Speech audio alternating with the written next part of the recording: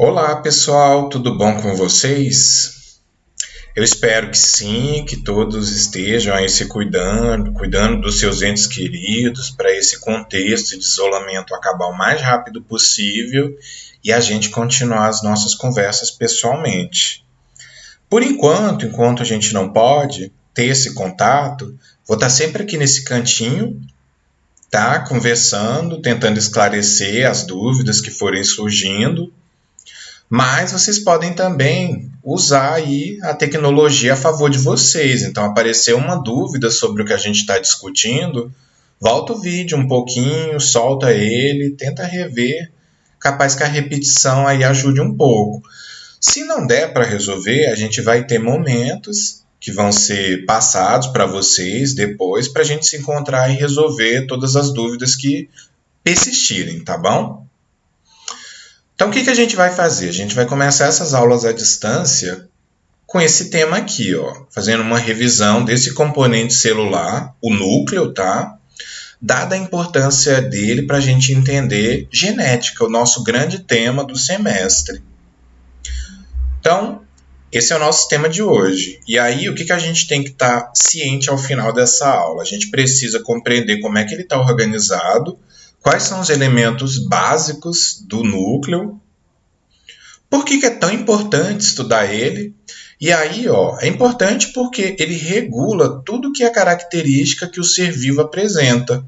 Então, tudo que a gente é, morfologia, fisiologia, comportamento, é determinado por elementos que estão ali na composição do núcleo.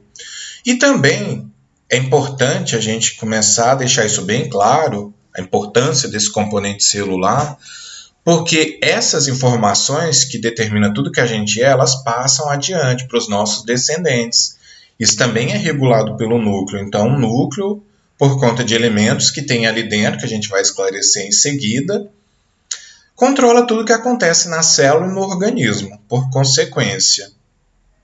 Então, além de estar ciente disso, né, da importância do núcleo, é importante a gente também estar ciente que tem tantos estudos sobre essa estrutura que várias tecnologias foram produzidas.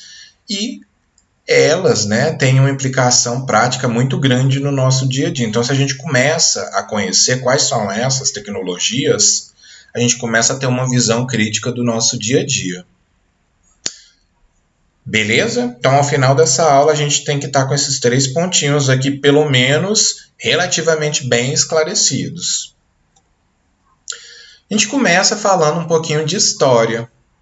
Esse componente celular, ele nem sempre fez parte do universo da ciência citologia, ciência que estuda a célula.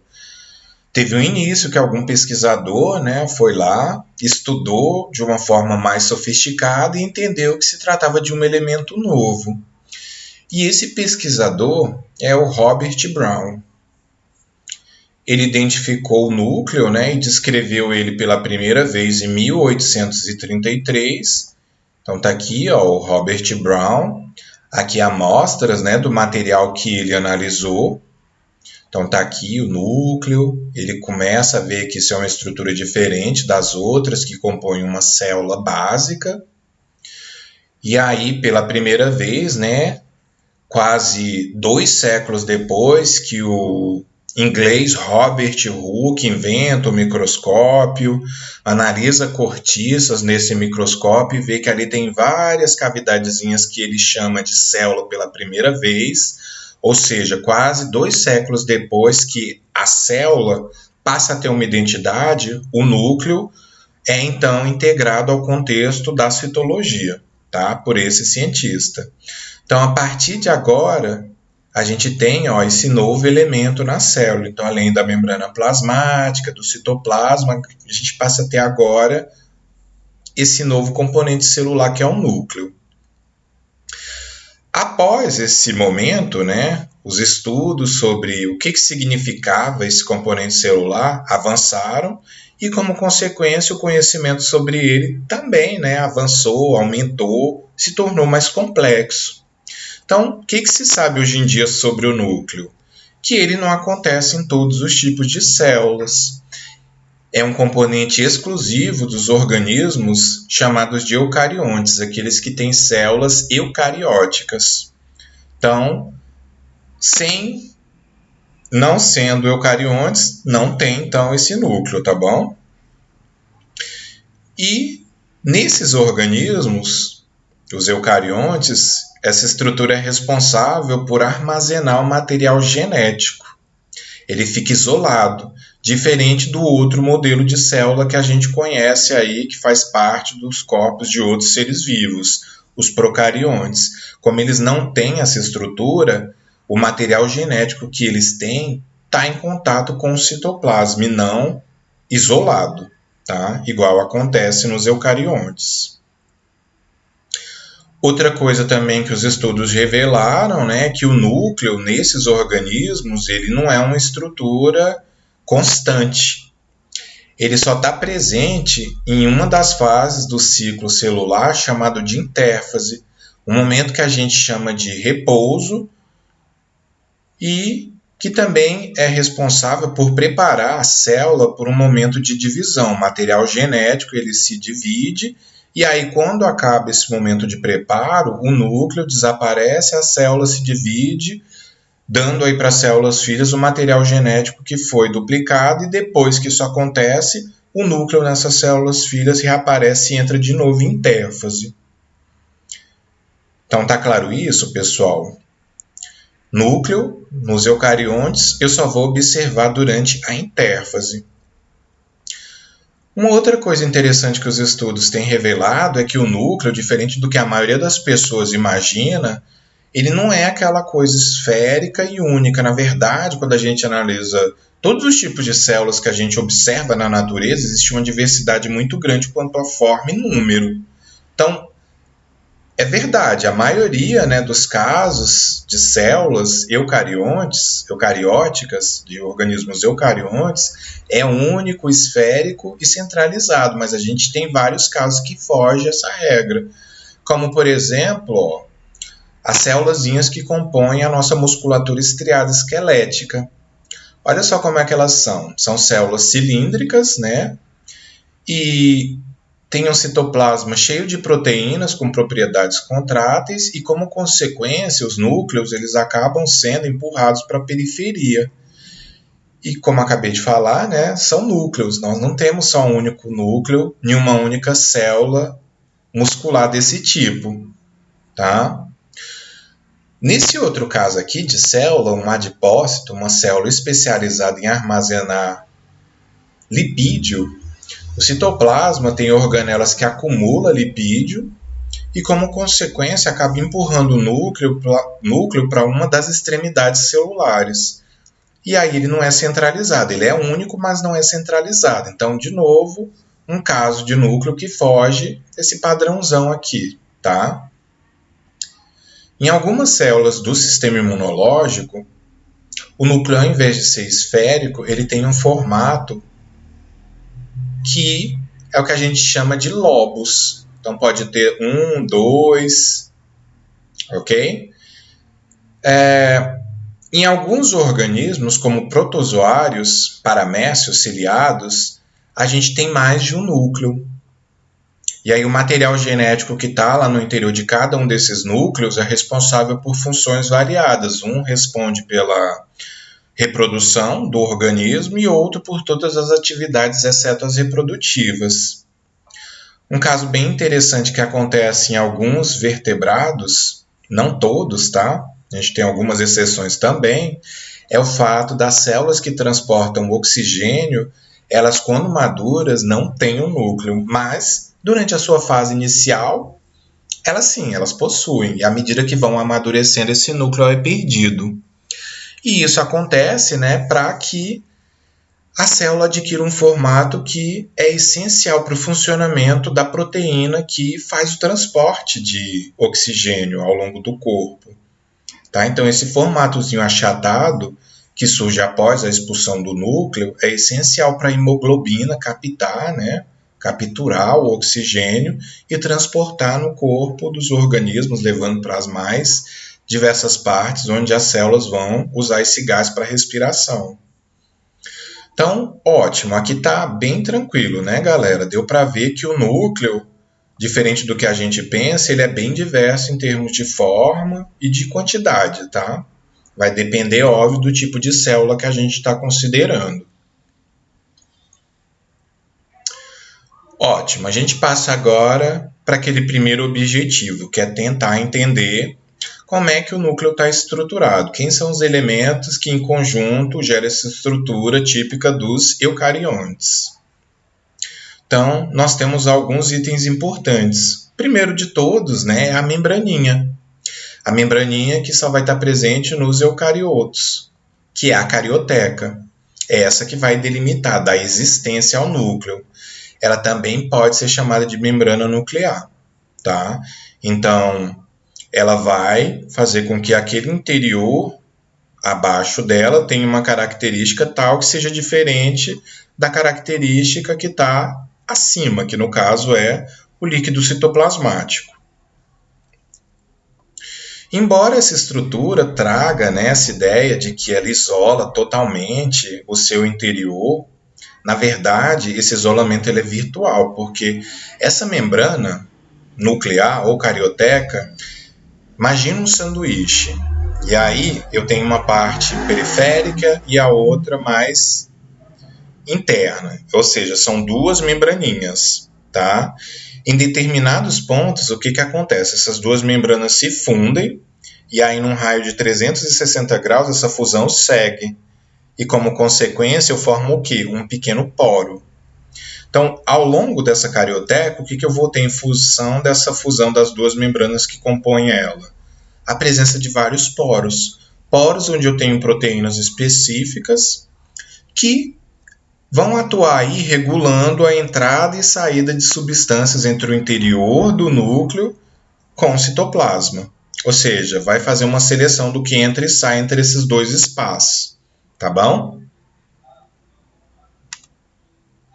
Outra coisa que eu observo na composição do núcleo é uma estrutura que eu chamo de nucleolo. Ele é um maciço de uma molécula característica aí, ó, da expressão do DNA. Tem lá uma regiãozinha do DNA que produz, né, um ácido chamado de ácido ribonucleico, só que é um ácido ribonucleico bem específico, chamado de ribossômico. Então, o RNA ribossômico que é produzido, ele é todo incorporado nessa estrutura, formando esse maciço chamado de nucleolo. À medida que essas partículas são agregadas e vão se maturando, porque proteínas ou outras substâncias vão sendo adicionadas, as partes que estão maduras se desprendem, saem do núcleo pelos poros, né, e vão lá para o citoplasma da célula, onde vão funcionar, onde vão compor aí organelas essenciais para as células produzirem as suas proteínas, que são os ribossomos. Essas estruturas, assim como o núcleo todo, né, o nucleolo, só vai estar presente durante a intéfase. Na divisão celular ele desaparece, tá? E só volta a aparecer de novo quando as células filhas estão formadas. Esse nucleolo, né, abaixo aí da membrana plasmática, junto a ele, né, o que a gente tem? A gente tem uma parte líquida, que tem uma composição bem particular.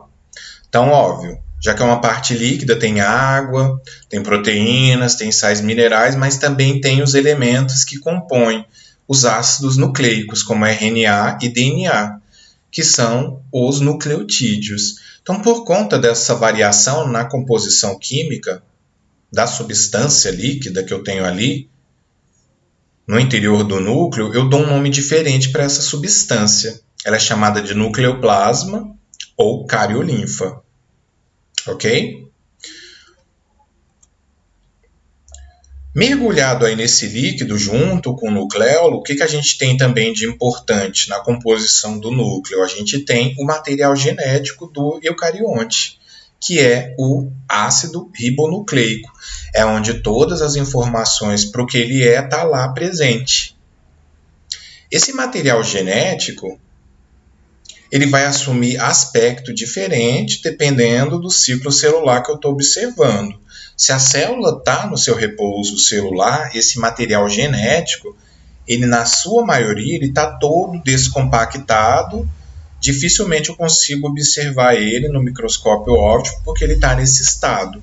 Quando ele está nesse momento de repouso celular, ele é chamado de cromatina. Beleza?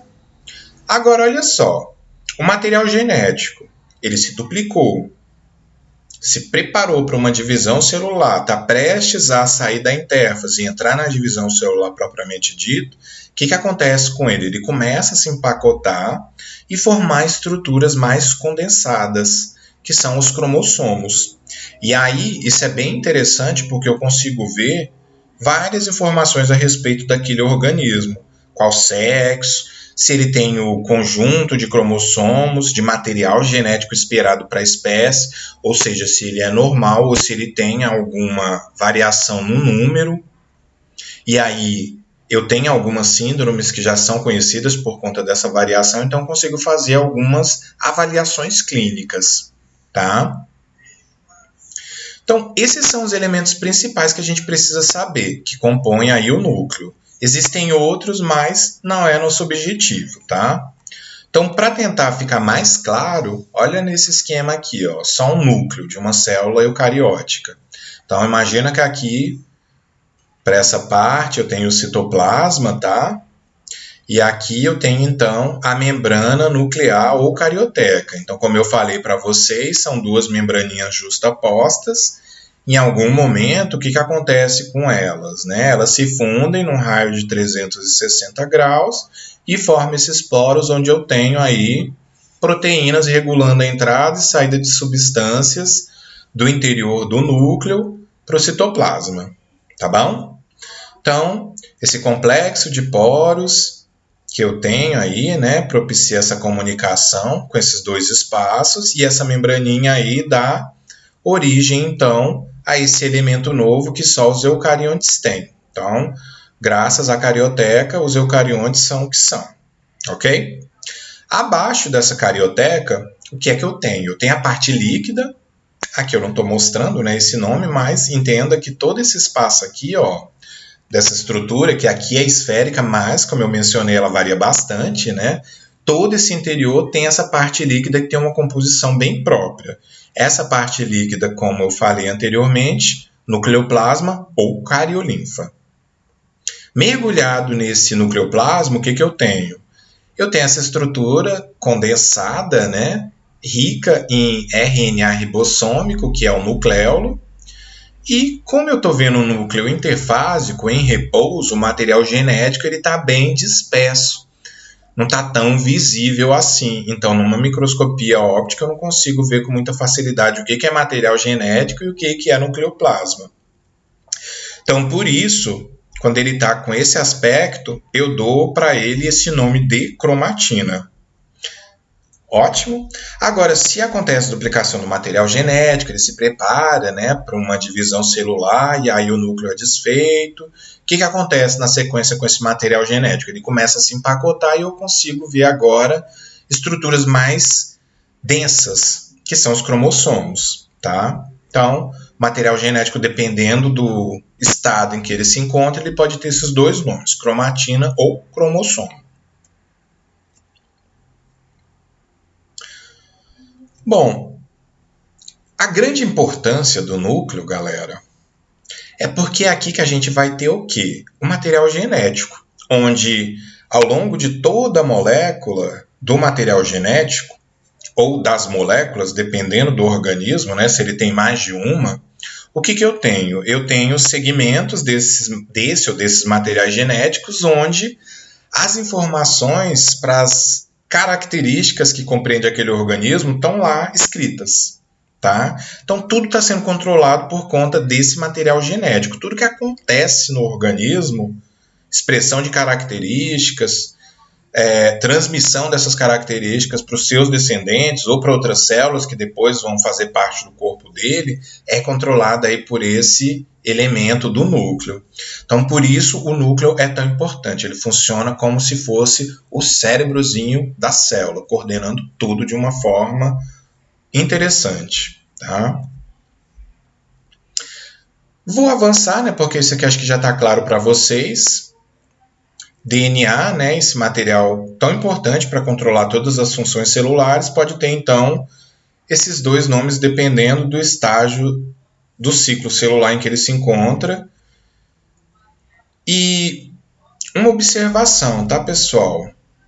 Essa função tão importante do material genético, que torna o núcleo também importante, ela existe também nos outros organismos que não são eucariontes. Nos procariontes, a gente também tem isso acontecendo, tá? A grande diferença de um para o outro é o fato desse material genético não estar isolado do citoplasma por essa membraninha nova. Mas tudo que um organismo procarionte é e toda a transmissão de características para células filhas produzidas a partir da reprodução desses organismos também acontece por conta desse material genético que eles possuem. Só que aqui o que acontece? Eu não tenho essa membrana que compreende o núcleo. O que acontece? O material genético dos procariontes está todo em contato com o citoplasma, mas ele não está todo disperso, não. Tem uma região onde ele está concentrado. Essa região ela é chamada de nucleóide. Tá? E esse material genético, diferente dos eucariontes, ele é uma única molécula, tá? E circular. Então, imagina um cordãozinho, né, de dupla hélice do DNA, e ele todo empacotado, concentrado numa região chamada de nucleóide. E isso é o material genético dos procariontes.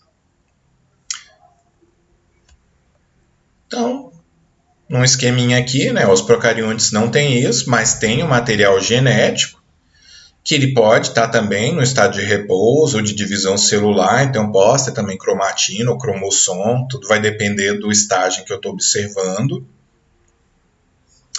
Ok? E aí, para finalizar, galera, depois que o núcleo, né, foi descoberto, foi estudado, todas essas informações que eu passei para vocês foram reveladas, muitas tecnologias foram produzidas. Algumas bem interessantes, né, com início bem simples e com um presente bem sofisticado, com aplicações bem interessantes, como o caso, por exemplo, da clonagem, onde eu trago aqui para vocês o famoso caso da ovelha Dolly, em que os cientistas britânicos pegaram, né, uma célulazinha do organismo adulto, não célula germinativa, mas uma célula somática contendo todo o material genético já do organismo adulto. E aí o que eles fizeram com essa célula?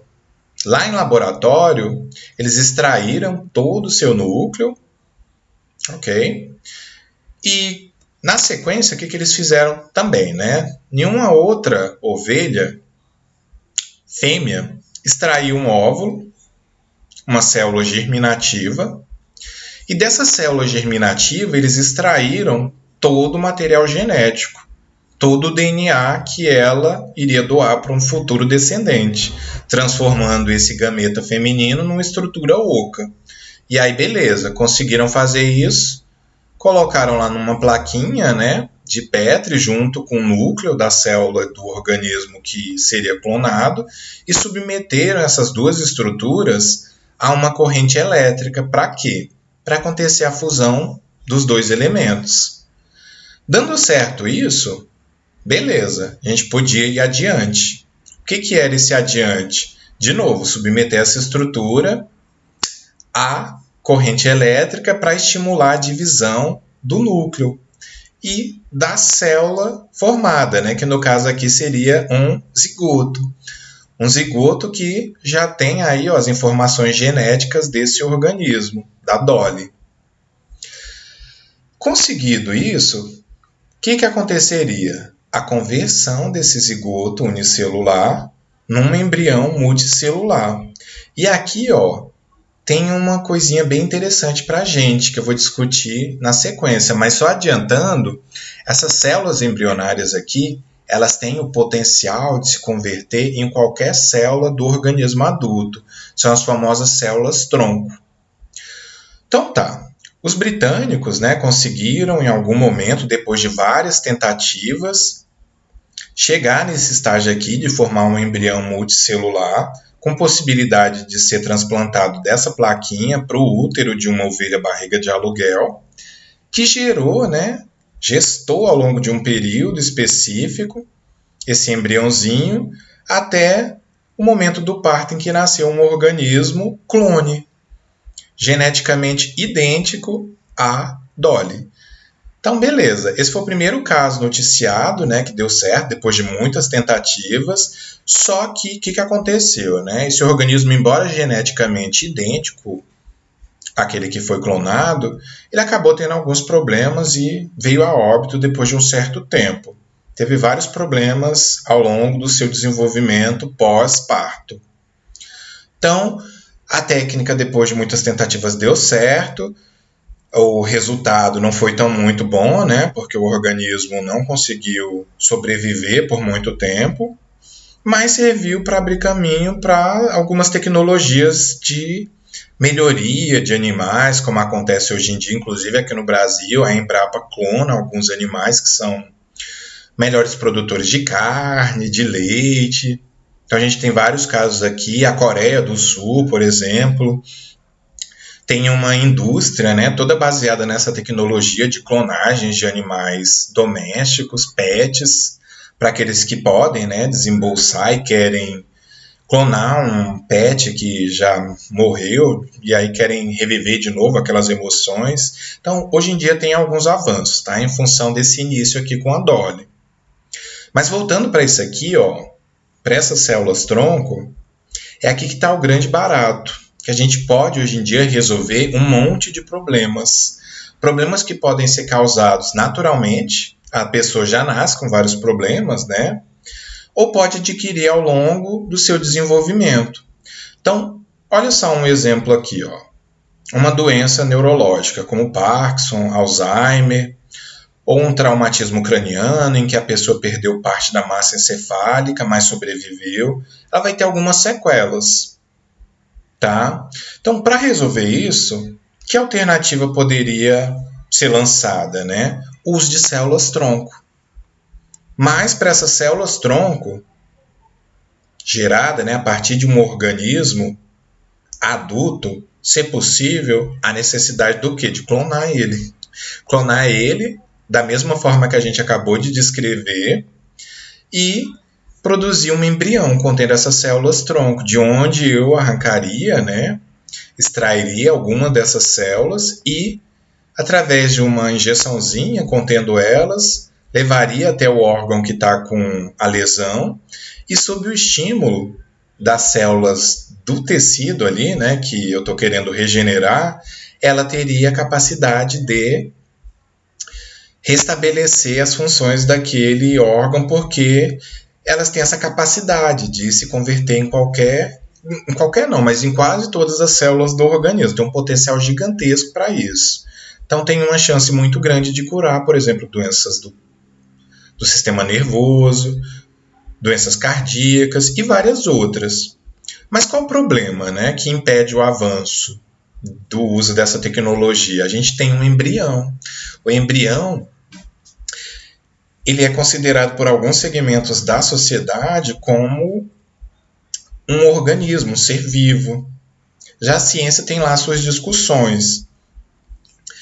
E tem toda essa discussão, né? E para acabar com isso, o que a gente tem? A gente tem toda uma legislação que proíbe o uso. Então, essas aplicações tão interessantes que poderiam, né, resolver a vida de pessoas que estão sofrendo hoje em dia não avança muito porque a gente tem aí alguns impedimentos. Mas, como vocês podem ver, é bem interessante.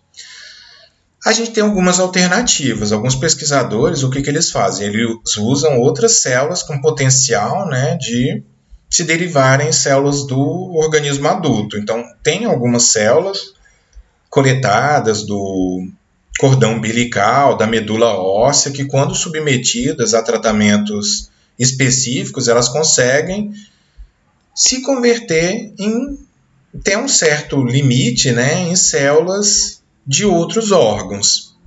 Então, esse tem sido o caminho para tentar reverter esses problemas aqui.